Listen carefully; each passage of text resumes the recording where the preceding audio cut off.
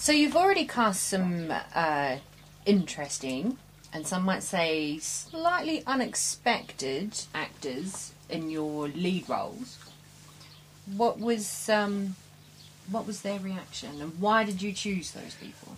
Okay, so my philosophy in something like this is take the usual suspects, and you can take, if there are 10 guys who have been in all the top movies and the blockbusters, and it's the same guys in all these movies all the time.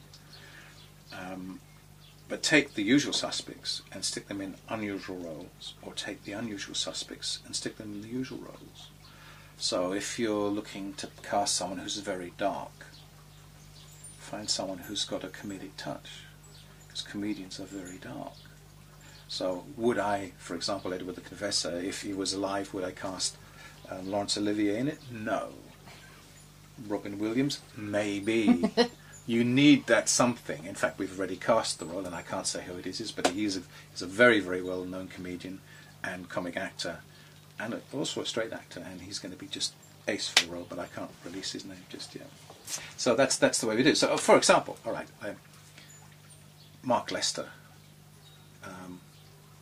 I sent the script to him, and I didn't hear anything for about 2 or 3 weeks, and then I emailed him again, and he said, "Oh, okay, I'll read it over the weekend."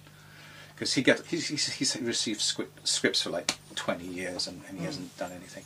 And he came back to me and said, "Actually, yes, this is a good script." And I said, "Well, would you play Harold?"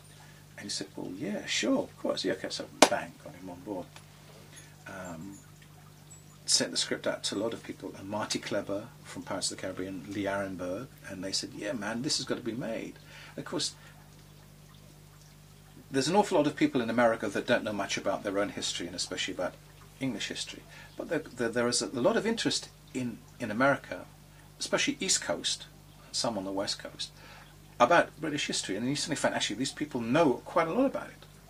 Lee Arenberg and Marty Kleber are really into it. They know their stuff. So we're getting this response back. So then we got Susan George to read the script, and she liked it. She came back and said yes. And then we said, well, we want to cast Earl Godwin, and we looked at a lot of characters, and then Helen said to me, well, Lewis Collins. And I go, okay, the professionals. He hasn't done anything in 20 years. He usually doesn't read scripts quickly, and he usually turns them down. Sent him the script the next day. Yes. Oh, can we use your name? Yes. Because he's actually an expert on Anglo-Saxon history. And it's just right up his street. It's something he's really interested in. So then suddenly we got a whole range of actors involved on the script, either people I know through friends or actors. Some agents are being very difficult in London. I mean, we've got 5 or 6 agents that have been really helpful. They get it. They said, "Robin, this movie's got to be made. It's got to be different." Some of the other agents are really snooty little twits. I mean, they got some real bad attitude. Like, well, when you've got the money together, come and see us. Well, okay, guys, but this is not the way we're putting the production together. Because the usual way of putting a production together is, oh, I've got this wonderful script. Well, you've got to get an agent. Okay, I've got an agent. Then he's got to get it to all the studio heads. And then, well, we want this changed, we want that saying that. So you end up with not what you started with. And do I really want to do that? I mean, I'm not a 19-year-old kid trying to get my stuff on the big screen. Yeah. I've done my work. I've done 25 years in Asia doing documentaries and movies and other stuff. I've done my stuff. I'm not here so desperate to get something on the screen that I will compromise the content. That's not how we've done it. All my actors have said the same to me. Mark Lester, when I first met up with him, he said to me, "Robin, whatever you do, don't compromise this project. Don't start it before you're ready to do it just because someone's thrown some money in, and don't let them tell you what to do." And that's very good advice. And we've stuck to that. We stuck to that formula. This is what we're doing. You either get it or you don't get it. I mean, I have meet with a lot of producers, and I sit down with these guys. And my attitude is, you get one meeting with me. Do you get what I'm saying, or you don't? If you don't get it, okay, we're not going to have another discussion. You're not going to try and twist me to do this and that, because I have a responsibility to what my partner Lance and I, we came together with a strategy, and we're going to stick to the strategy. 2, I have a responsibility to Helen, who's worked on the script with me, and to all the other people who have said the same thing. Don't compromise.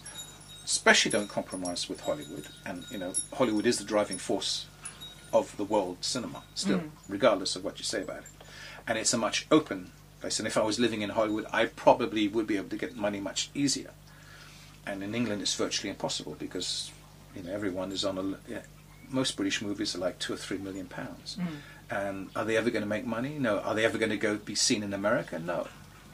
And people say, well, why does it have to be seen in America? Understand basic economics. 40% of the world income comes out of the United States. If your movie does well in the United States, it is the driving force for world sales. Now, there are a few exceptions, like Mr. Bean and Johnny English, who went out through the rest of the world first and then went back into the United States. But, you know, 1066 isn't that sort of movie. We have to get the Americans inspired about seeing British history as it really is. And I get a lot of emails from Americans, which is really interesting. A lot of Americans saying to me, please don't let Hollywood screw this up. So even Americans understand that Hollywood screws up history, screws up American history, certainly screws up British history. And there's no need for it because British history is full of the most weirdest characters going. You don't have to write anything else in there. It's there, just do your research. You know, I mean, Oliver Cromwell, Charles I, Henry II, Eleanor of Aquitaine.